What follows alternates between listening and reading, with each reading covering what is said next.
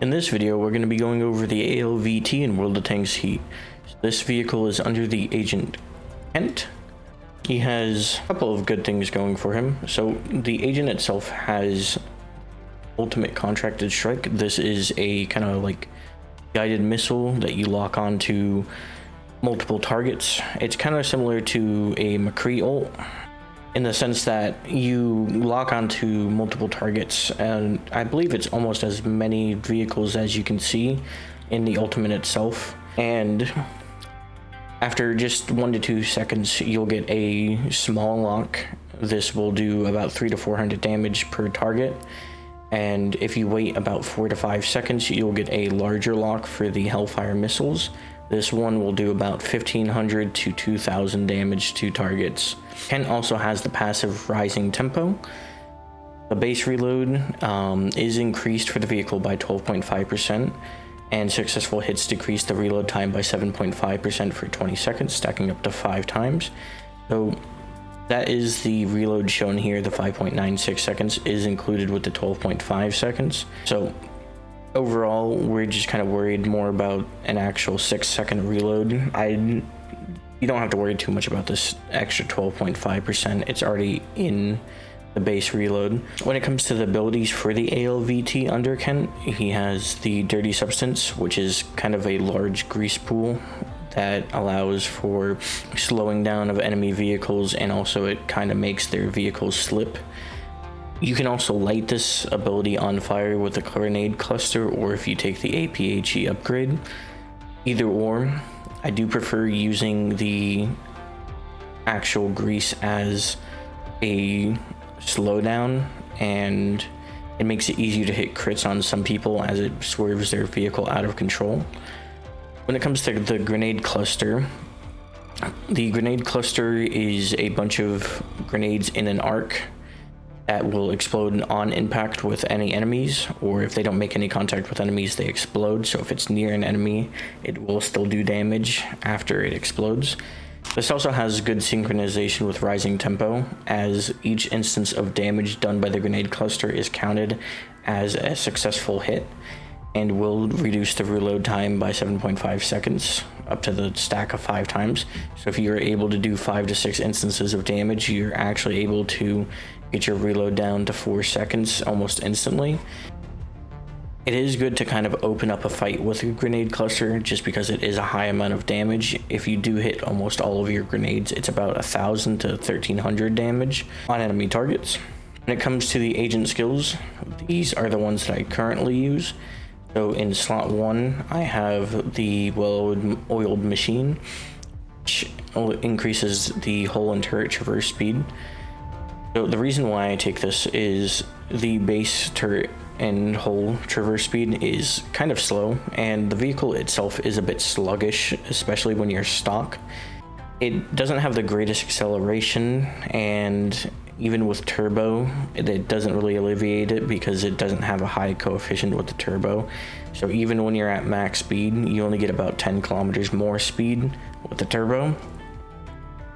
When it comes to the second slot, I use the Rising Tempo, which decreases that 12.5% penalty to 7.5%, which means once you do unlock this in a match, your reload is set to 5.7 seconds instead of 6 seconds as base. The Rising Tempo adds 25% bonus to gun dispersion recovery rate per stack. Is honestly not necessary, and you'll also notice it from the live gameplay that the dispersion on the move is honestly really good, and you can hit a lot of weak points even on the move on people that are 200 to 300 meters away. I don't think it's worthwhile to pick this up. I do feel like the well-oiled machine should be the first skill that you pick up with your very first skill point, just because stock, you can definitely feel that slow hull and turret traverse, and I'll show you an example of when this is active versus when this is not for a stock vehicle.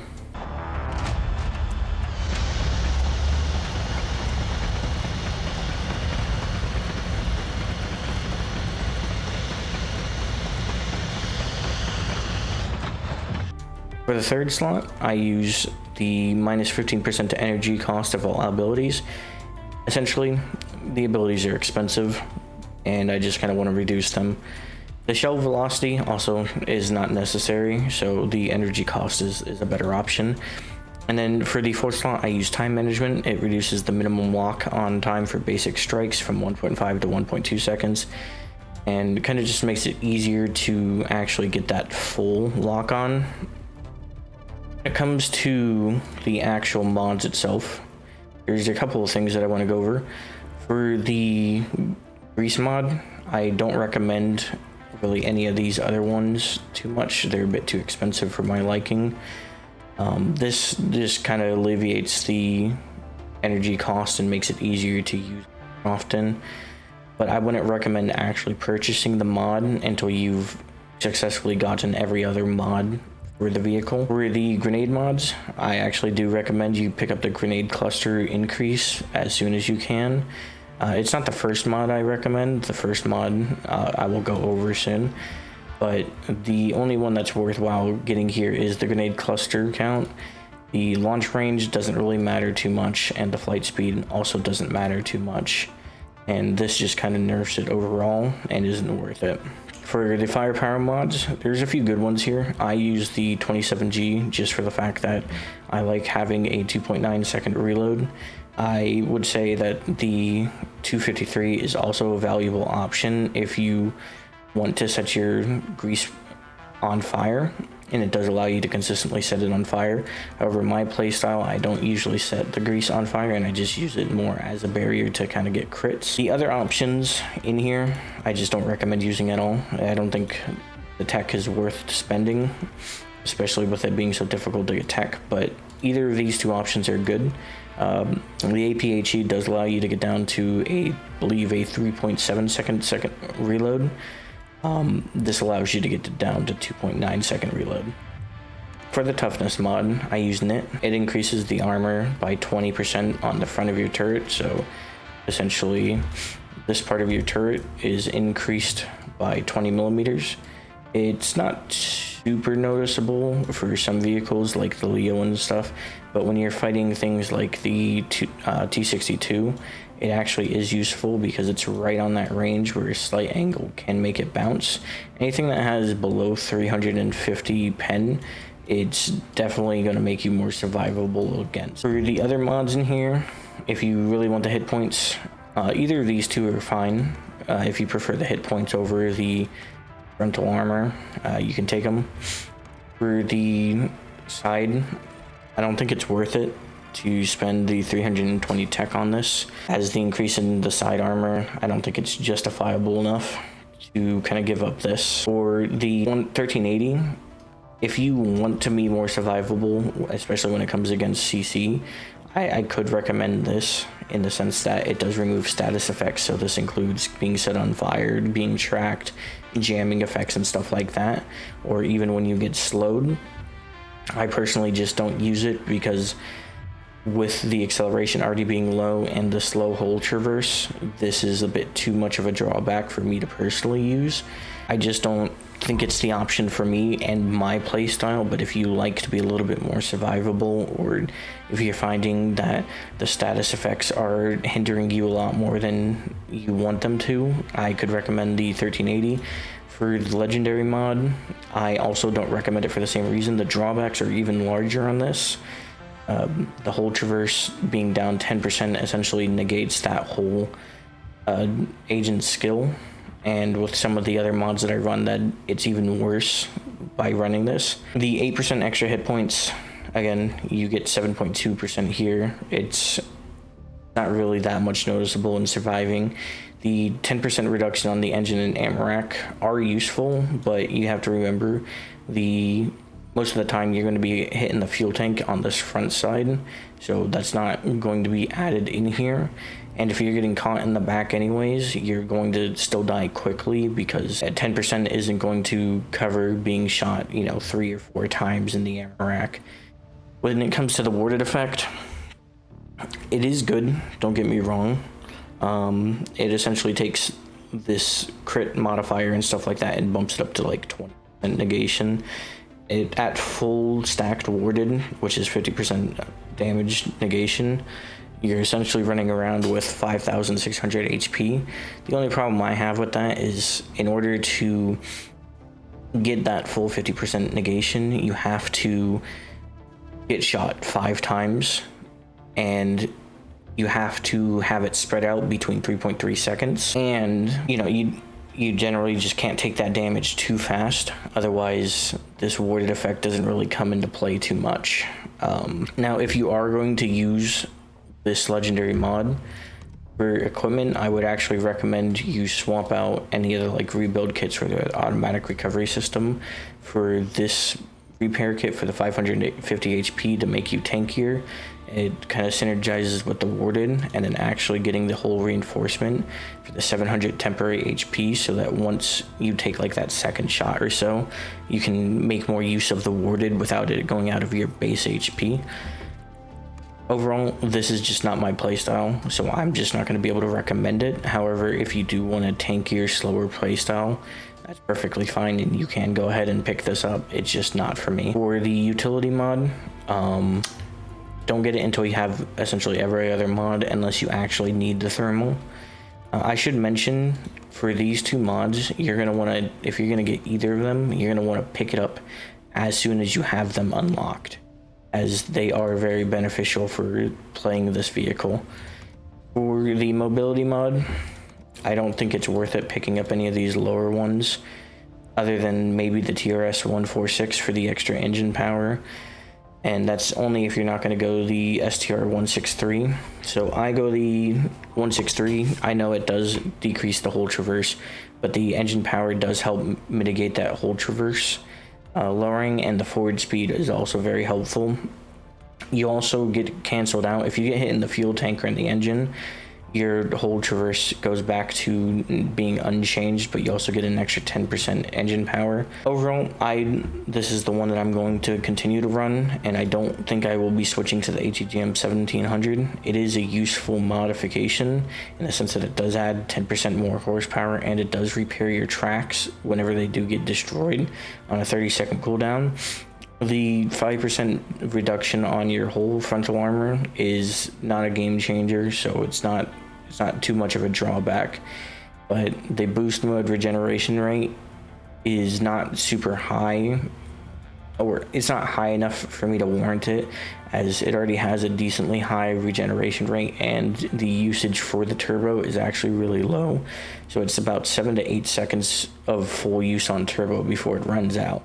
Like I said, it's not a great coefficient for using the turbo. For equipment, I personally run the exponential rebuild kit, but you could also use the recovery system or the repair kit if you're trying to go for more tanky. If you're trying to go more tanky, you also get that whole reinforcement. If you get the thermals earlier on, you can also use the exhaust veil, and that could be useful for you. I don't think TEPs should be ever picked up by anyone. I again will always recommend recovery protocol, just because the failsafe circuit will automatically restore like your tracks and stuff, or it could put out a fire. But the problem with that is it will do it at inopportune times. It'll put out a fire while you're still sitting in fire and get you killed. So we're gonna go ahead and hop into a live game. This first game, I'm going to go ahead with everything uninstalled, just to kind of give you a stock experience. And I'm going to go ahead and take off all of these skills as well, just to let you guys see how the actual vehicle plays.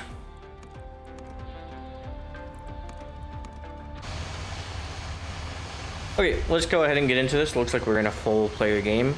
Not sure how exactly I spawned on this side over here. I think that's a bug. Interesting. It does allow me to go ahead and get over to A quite quickly. So, like I talked about with the grenades being able to buy your rising tempo, one of the things that I'm going to do when I open up a fight is I'm actually going to this is going to be an unfortunate. Might be able to. He's using his grenades a little early. I'm gonna throw the grenades down so I can try and get my tempo up, but there's just too many people here. Nope. Got eyes on target. Got eyes on target.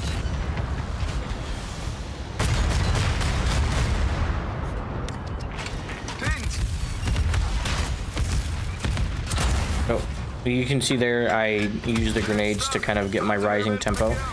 So this means I should be able to go ahead and, yeah, easily kill him in this fight. This guy's looking at me the wrong way. I think I'll reload before he does. He has a 4.9 second reload. Right, so he popped his shield, so I'm just going to use my ult here. Okay, there was a guy behind me. Because I died before my ult went off, I should still have my ult. So in some situations, right, if you do get the chance to die instead of canceling your ult, it's better to just die, because then you can still have your ultimate after you do respawn. In that situation, I wasn't 100% sure if there was going to be enough damage to kill that M1E1. I believe it's around 400 to 500 damage on the first stage of the ult, and I believe he was just too healthy for me to be able to drop it on him. Okay. Your offensive is working. Don't let up. Over.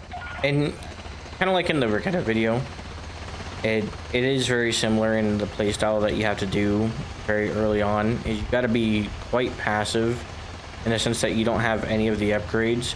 Once you get the 20mm increase on your turret, you can be a little bit more aggressive. And once you get the more grenades, you also get the ability to be more aggressive, because you know you're going to be able to dish out a bit more damage. I'm actually going to drop my ult on him here, because if I can get a full stack ult, it'll kill him. This is why they came. And if there was other enemies nearby, I wouldn't even attempt to do that, because they would kill me in the time it took for me to get my ult up. But because I did drop his health down into killable range, it's actually faster for me to drop the ult on him than to try and reload twice and kill him that way.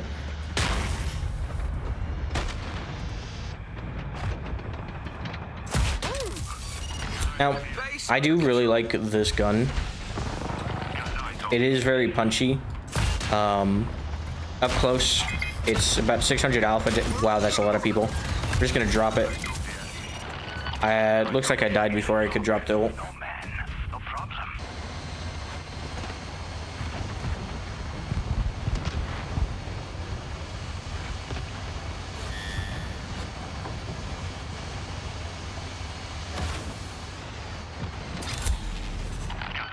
Now, when it comes to sniping in this vehicle, not the worst, in the sense that, like, it doesn't have the worst drop off, and it has some decent angles, but it's honestly a very good mid-range to close-range vehicle, and not exactly the best long-range vehicle out there.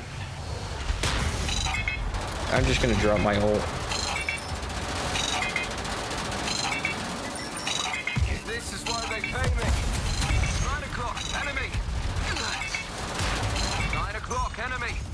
Right behind me. That's fine. I'll just go to A.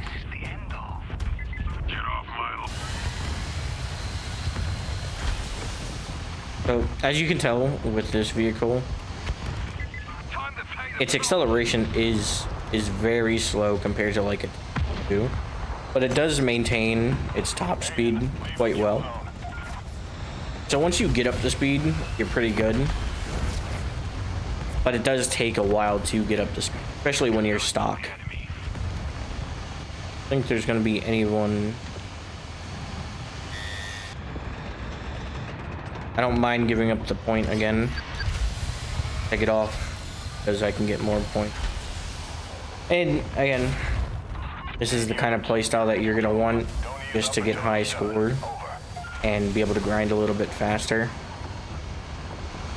Sometimes, like, I could go and take that fight with the AMX 10C. I would most likely win because I can grenade cluster him, and then I can do his points, but it's more efficient to go for the cap and have him come for me. Is that actually... Doesn't look like he's gonna come for me either. He may have decided to go for the B cap.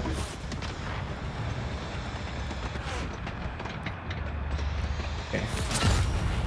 There's an AMX over there too. Move along.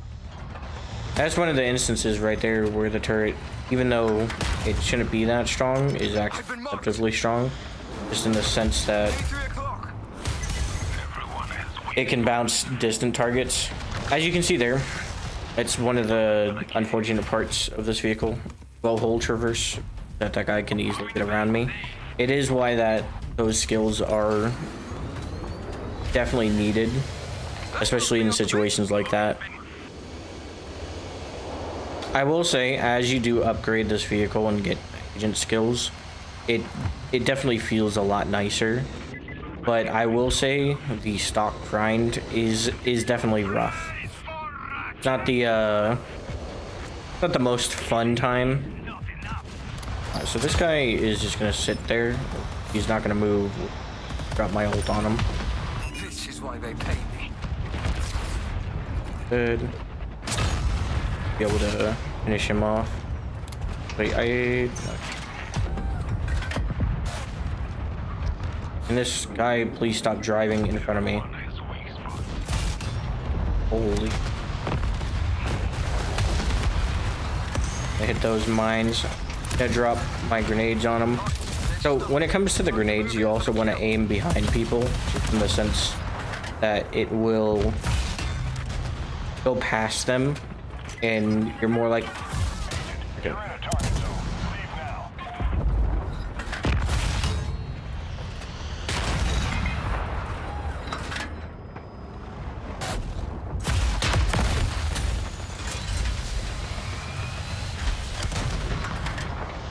Yep, as you can see, not a bad performance overall.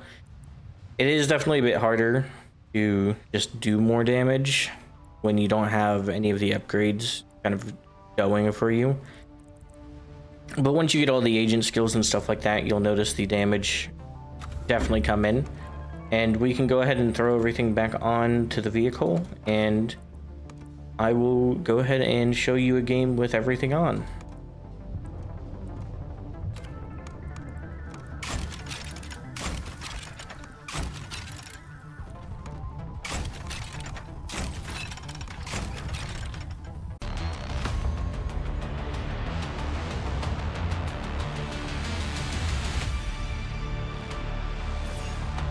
Right, looks like we got into a full player lobby, and this is with the ALVT on all my modifications and skills applied to. I'm gonna go ahead and kind of open up, gonna go to C.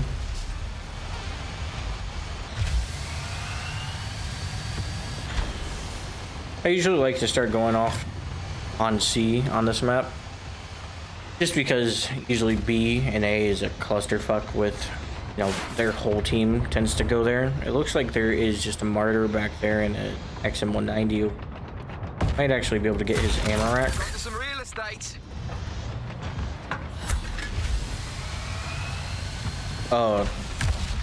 Okay, I guess kills do fall from this guy. Quite the impact investment. Woo! I should be able to finish him off with the grenades. You just kind of want to aim behind people, just in the sense that if you aim in front of them, a lot of the grenades can bounce, go willy-nilly. But if you aim behind him, they're actually in the trajectory of the grenades. You're more likely to hit them. Looks like we're able to capture both A and...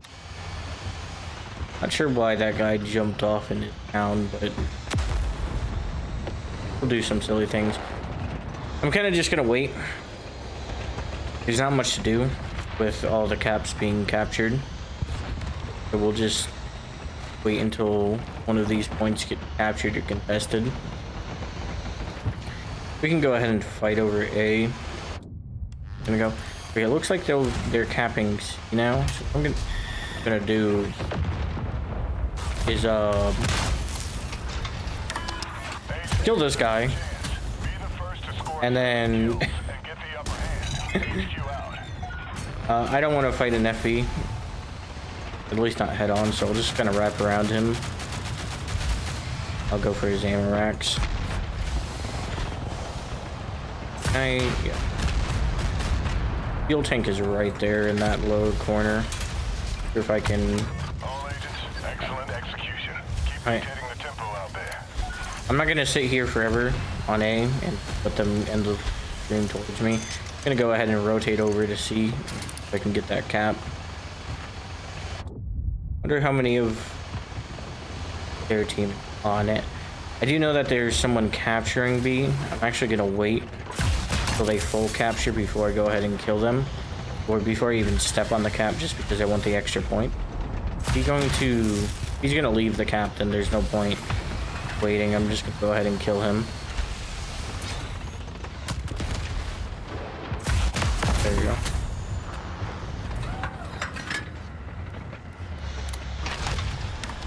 I'm gonna throw that down. It should prevent him from being able to get on cap in time.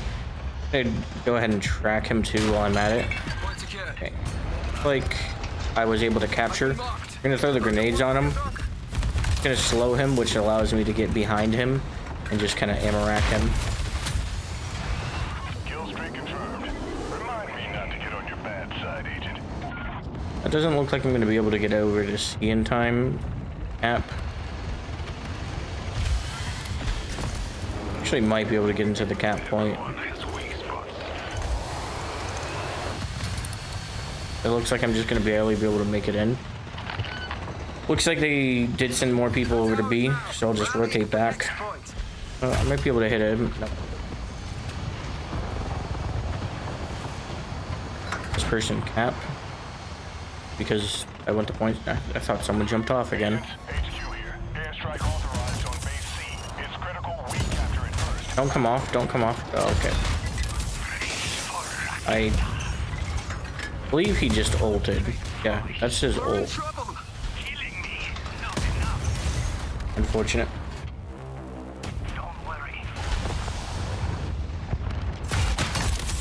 Yeah, it wasn't a bad shot.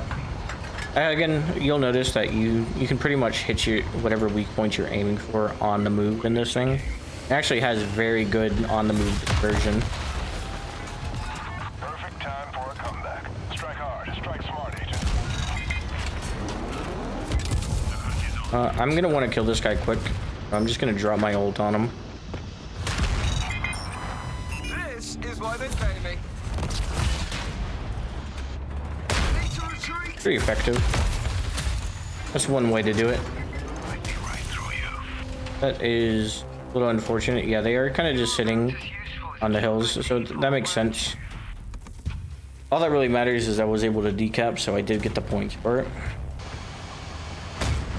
Looks like we have a guy coming here off. Well, he did just unload, so he doesn't have any main ammo left.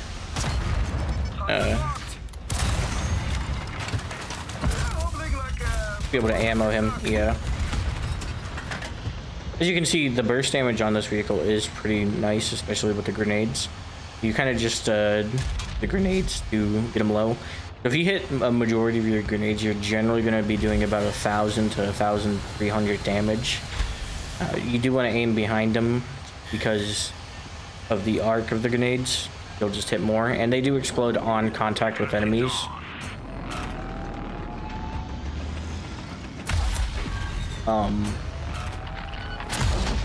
Yeah, I'm not 100% sure what these Rocketas are doing. Yeah, that's a prime example of some enemies right there. It does look like they've been able to swing this game back. Definitely means a lot more of them have stopped camping, at the very least. Kill you before you can heal up.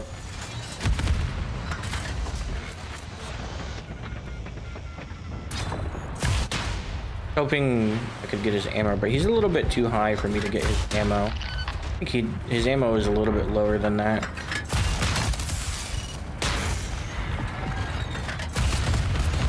Hoping I was going to be able to hit his twice through. AMX on cap. Cool. Point secured. 8 units, this is it. There is a chance that we might actually lose this game. Even with the flying Rocketas. Do need to let this. Since I need to let this fire go, I'm just gonna drop my ult on this M1. Agent, you're in a target zone. Leave now. This is why they pay me. We've got incoming. I didn't even notice him there. That's my bad. Just go for his fuel tank. Agent, clear that zone. Strike inbound. He ulting me.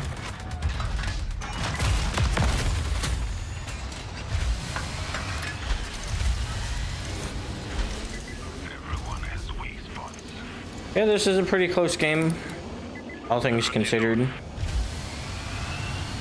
We might actually lose it just on the premise that we're able to keep bases anymore. It does seem like the enemy team has come together quite well. This game definitely swung in a direction I wasn't expecting, but that's just kind of how things are. Not a bad game at all. Overall, it kind of shows, you know, the ALVT is pretty decent at slugging its weight around. It does damage pretty well, pretty quickly, and it can do consistent damage too. So not only can you do, you know, burst damage with your grenades, the quick reload, but you can also, once you have your quick reload, if there's a bunch of enemies, you kind of do consistent large amounts of damage. But thank you again for watching.